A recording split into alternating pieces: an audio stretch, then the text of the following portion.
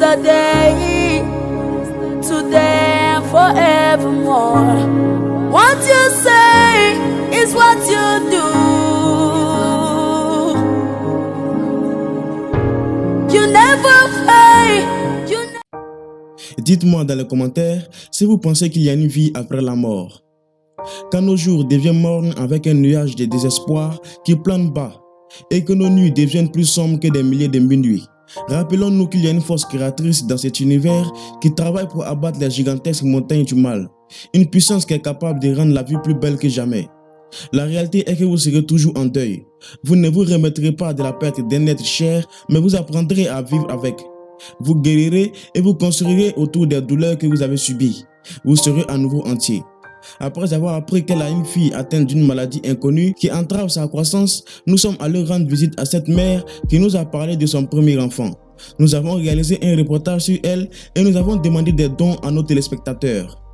Nous avons plaidé pour cette fille et certaines personnes ont commencé à faire des dons pour que cette fille reçoive un traitement avancé. Mais personne ne sait ce que demain nous réserve. Ce qui est beau ne meurt jamais, mais passe dans une autre beauté. Une grande âme sert tout le monde. Une grande âme ne meurt jamais, elle nous rassemble.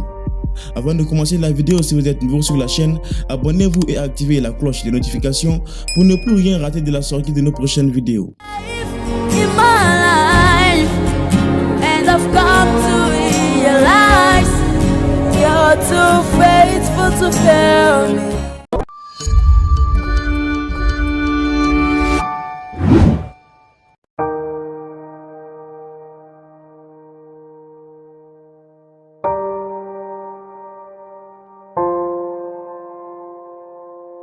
Kessa Lassie est partie de son côté, mais jamais de nos cœurs. Elle est née fatiguée selon ce qu'a dit la mère. Elle a dit que cela a affecté sa vie sur ce monde. Elle a passé 10 ans à l'hôpital et cela a causé la pauvreté de cette famille qui a dépensé tout ce qu'elle avait pour sauver ce bébé, mais en vain.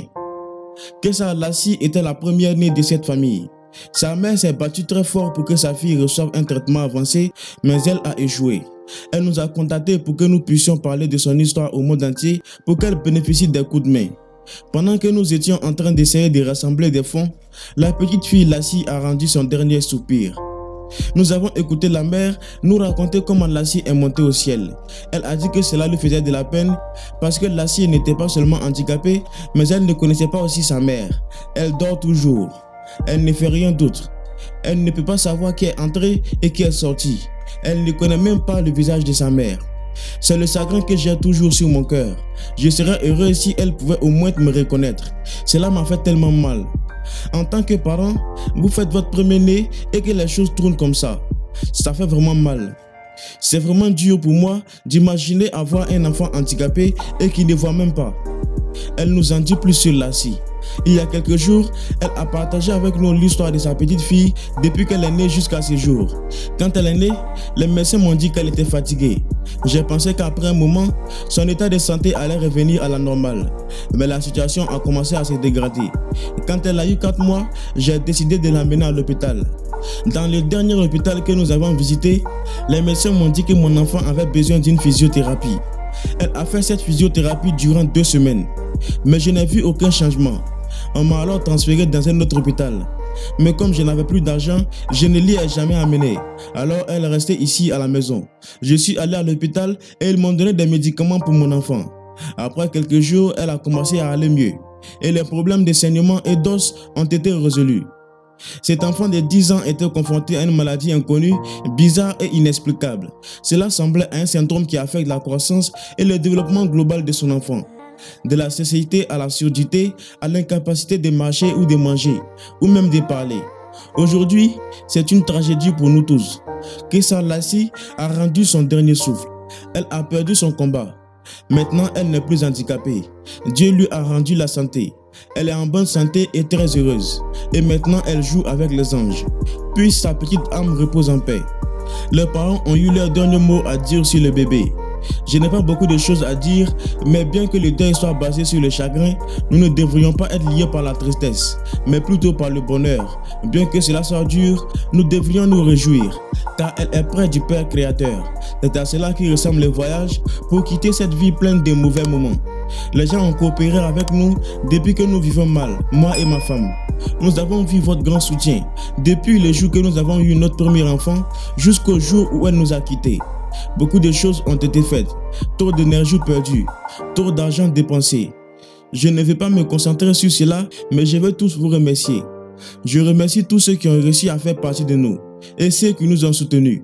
Merci de faire partie de nous. Avec trop de chagrin et trop de tristesse sur son visage, la mère a dit aux gens d'être forts et les a remerciés de leur solidarité et leur soutien. Merci.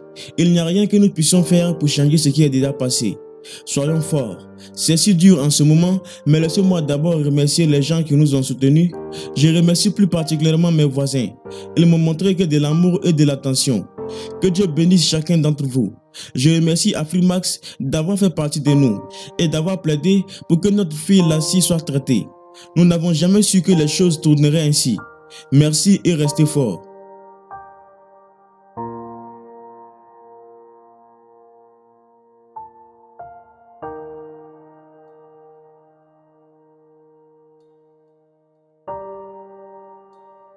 De la part de toute l'équipe Afrimax, acceptez nos plus sincères condoléances pour votre famille et vos amis.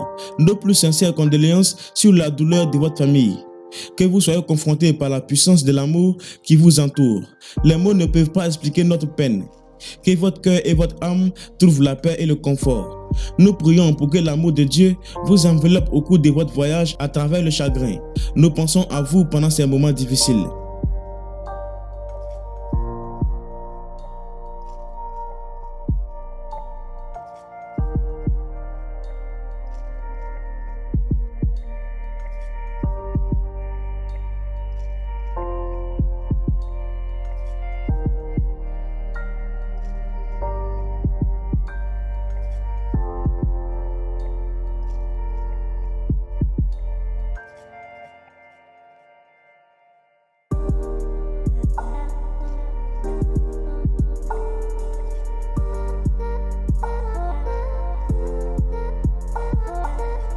Merci d'avoir regardé la vidéo. N'oubliez pas de vous abonner et d'activer la cloche de notification pour ne plus rien rater de la sortie de nos prochaines vidéos.